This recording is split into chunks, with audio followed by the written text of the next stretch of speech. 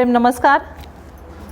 मी प्राध्यापिका doctor Vrushali Surendra Randhir, principal modern education societies Ness Wadia college of commerce.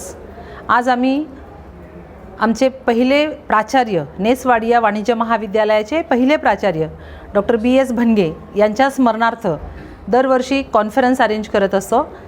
ती आज आम्ही 9 मार्च 2026 या दिवशी आयोजित केलेली आहे।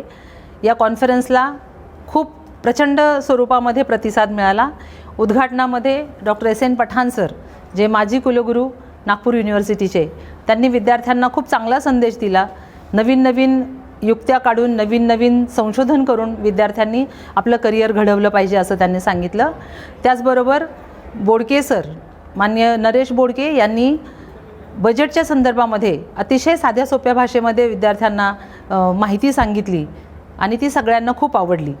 आत्ताच्या पुढच्या सेशनमध्ये आमचं पेपर प्रेझेंटेशन होणार आहेत। जे विद्यार्थ्यांनी टीचर्सनी रिसर्च पेपर्स लिहिलेले आहेत त्या पेपरचं प्रेझेंटेशन होईल आणि त्याचं बुकलेट बिझनेस या नावाने प्रसिद्ध केलं जातं।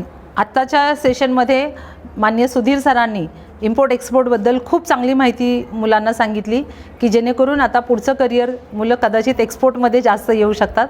आमच्या कॉलेजचे तरी विद्यार्थी आणि जे पार्टिसिपंट्स होते यांनी जर एक्सपोर्ट निवडलं तर त्याचं सगळं श्रेय सुधीर सरांच्या व्याख्यानाला जाईल। खूप छान ते व्याख्यान झालं।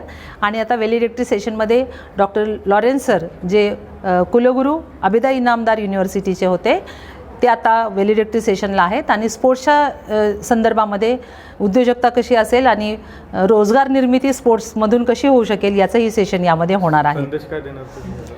आपल्या सगळ्यांना हा संदेश असेल की आपण उद्योजकता वाढीस लावावी, नोकरीची वाट बघत बसू नये।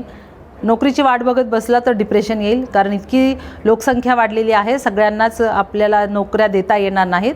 तर आपण नोकरी मागणारे होण्यापेक्षा नोकरी देणारे होऊयात आणि याची जागतिक पातळीवरती आपण ही सोय उपलब्ध करून देऊयात। म्हणजे आपल्याकडे इतका तरुण वर्ग आहे, आपण भारतामध्ये तर नोकऱ्या उपलब्ध करून देऊच, पण आपण परदेशामध्ये सुद्धा जर प्रयत्न केला तर जास्तीत जास्त HR आपण लोकांना पुरवू शकतो आणि त्या दृष्टीने पावलं उचलावीत अशा अपेक्षा आहे।